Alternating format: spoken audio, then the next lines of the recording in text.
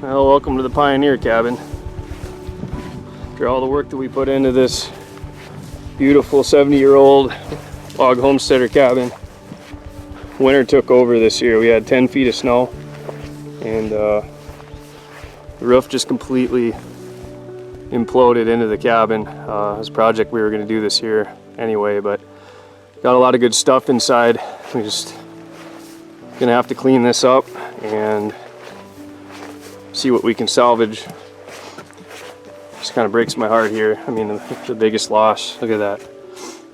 The biggest loss is just sort of the memory of the fellow that built this. We're thinking back in the 40s, mid 50s at the latest. But all of this was original. We spruced it up last year to be able to share it with our guests as a fly-in outpost cabin, spend the night. Actually very well built and tight for as old as it is. Tightly sealed logs and very well insulated. It looks like we lost one window that cracked out, but for the most part the walls are still in really good shape. It's leaning a bit, so we're looking to take everything apart and put it back together again. So log for log, we're not sure how they were assembled to begin with, likely old barn spikes. We have a Sawzall, and once we get into that, we'll be able to tell how difficult it will be to take apart and put back together. So here's a view from heaven, where the roof used to be. Got one kayak in the middle. Fortunately, the way that it fell in, I'm hoping that most everything is still covered by the roof, everything of value that is, or anything that shouldn't have gotten wet, but 10 feet of snowpack this winter. Amazing amount of weight on the roof of this building. It's just heartbreaking to lose it.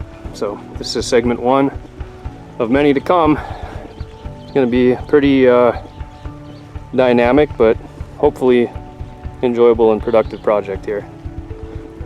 Lots of dead trees around the lake from spruce beetles that came through the last couple of years, and interestingly enough, their parent generation, those trees that produce the cones, that produce these trees that are now dead, were the original trees that were used to build this cabin. So that would coincide with about 60-70 years ago. And now we're completing another cycle, and it's going to be another cycle of the Pioneer Cabin.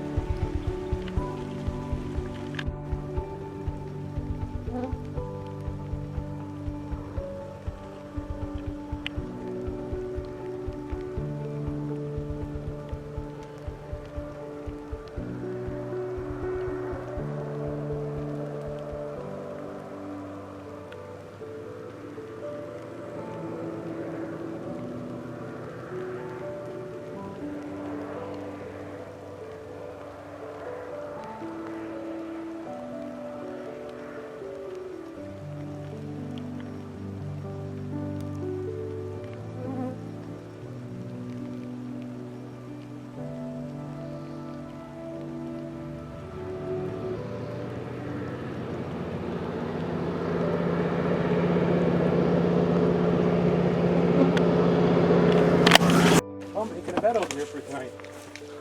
Well, there goes the queen bed. Corey's one quarter's in, and he's already acting strange.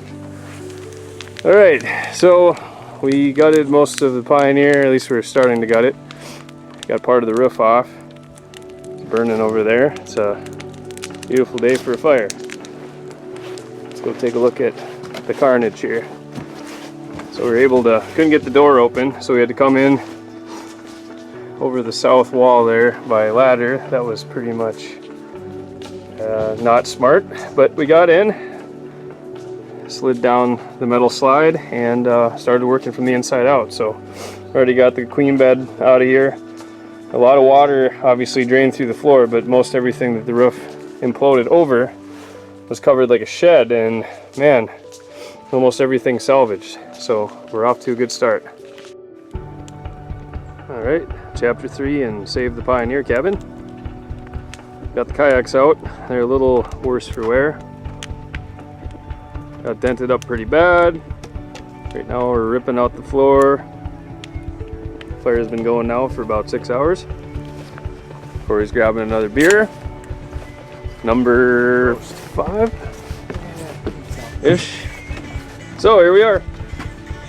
New open air concept to the kitchen.